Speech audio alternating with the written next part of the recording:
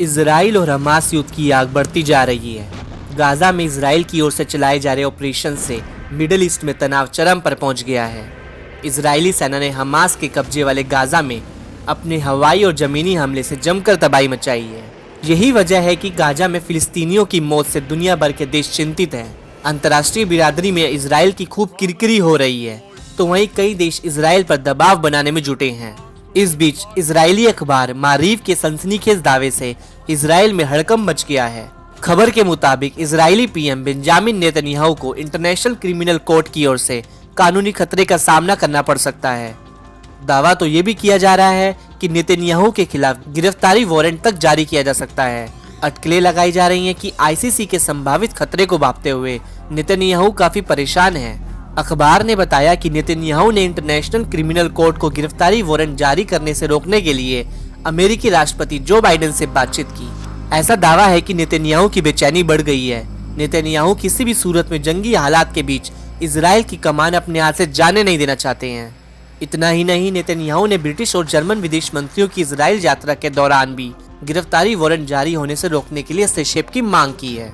खास बात यह भी है कि इजराइल और अमेरिका अंतर्राष्ट्रीय आपराधिक न्यायालय के सदस्य नहीं है। ऐसी आशंका जताई जा रही है कि आईसीसी युद्ध अपराधों, नरसंहार और मानवता के खिलाफ अपराधों के आरोप में नेतन्याहू के खिलाफ गिरफ्तारी वारंट जारी कर सकता है।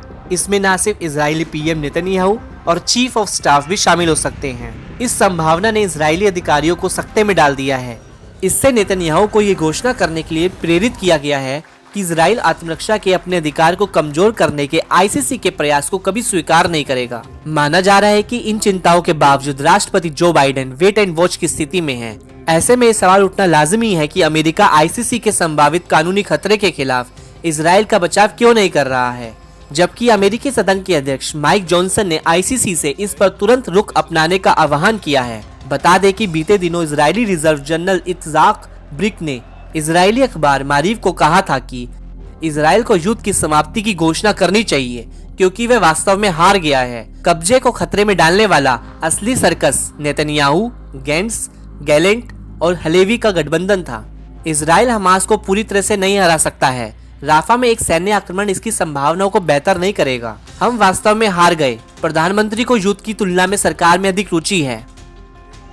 न्यूज एजेंसी अल मयादीन की माने तो इससे पहले इजरायली अखबार हारतेज ने नेतन्याहू की आलोचना करते हुए उन्हें कई क्षेत्रों में विफलता का मास्टर करार दिया था। अखबार ने नेतन्याहू की सुरक्षा, कूटनीति और अर्थशास्त्र के क्षेत्र में विफलताओं का जिक्र किया था। साथ ही कहा था, युद्ध के इतने लंबे दिनों के बाद सरकार की सर्वोच्च प्राथमिकता गाजा से इजरायली बंदियों की वापसी होनी चाहिए, भले ही ये युद्ध विराम हजारों फिलिस्तीनियों बंदियों की रिहाई या हमास को उखाड़ फेंकने की कीमत पर हो।